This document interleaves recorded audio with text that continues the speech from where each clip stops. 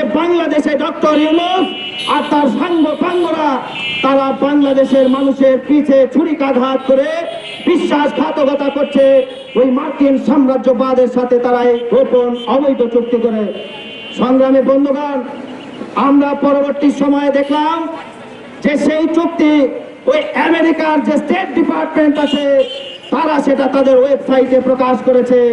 বাংলাদেশের সরকার ওই চুক্তি প্রকাশ করে নাই গোপনীয়তার কারণে। আমরা এখন বুঝতে পারছি তারা কেন প্রকাশ করে নাই বাংলাদেশের এই সরকার, ডক্টর ইউনূসের সরকার। কারণ এই চুক্তি বাংলাদেশের জাতিকে একটা গোলামিতে পরিণত করার চুক্তি, বাংলাদেশকে বিক্রি করার চুক্তি। সংগ্রামী বন্ধুগণ, ফলে সেই কারণে তারা সেদিন সেই গোপন চুক্তির নামে এই চুক্তি তারা প্রকাশ করে নাই।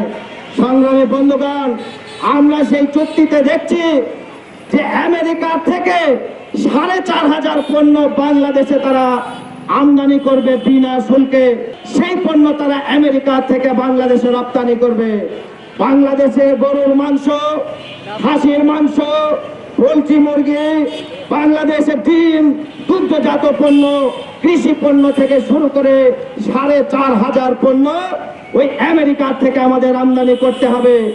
ইতিমধ্যে আপনারা দেখেছেন আমরা বিনা প্রয়োজনে আমেরিকা থেকে টন প্রতি ৯,০০০ টাকা বাড়তি দামে আমরা গম কিনে নিয়ে এসেছি।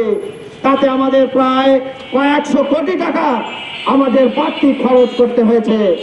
আমরা তখন বুঝলাম যে ইউনূস সে শুধু বাংলাদেশের মানুষের সাথে বিশ্বাসঘাতকতাই করে নাই, সে ভারতীয়, সে আমেরিকার দালাল হিসাবে বাংলাদেশের মানুষের সামনে সে প্রতিষ্ঠিত হয়েছে।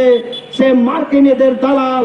আমেরিকা যখন বলবে অমুক রাষ্ট্র তুমি ঔষধ রপ্তানি দামে ঔষধপত্র কিনতে হবে, এই ধরনের গণবিরোধ অরাজকতা, বিভিন্ন সাম্প্রদায়িক গোষ্ঠী, কিন্তু জনগণের কথা বলবার কেউ নেই। এই যে এদেশের মানুষ যতটুকু স্বাধীনতা বোধ করেছিল, আমরা প্রগতিশীলরা, আমরা দেশপ্রেমিকরা, আমরা এই দেশের মহাদানী সরকার চুক্তির বিষয়ে এক এক করে প্রত্যেকটি পয়েন্ট আমাদের সমাজ আমেরিকা থেকে আমদানি করতে হবে তা পরিষ্কার বলা আছে।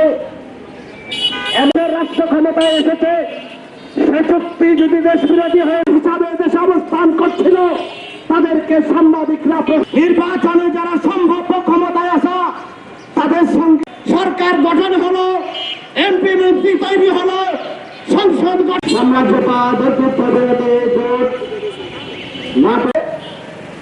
যে চুক্তি গত সরকার করে গেছে সেই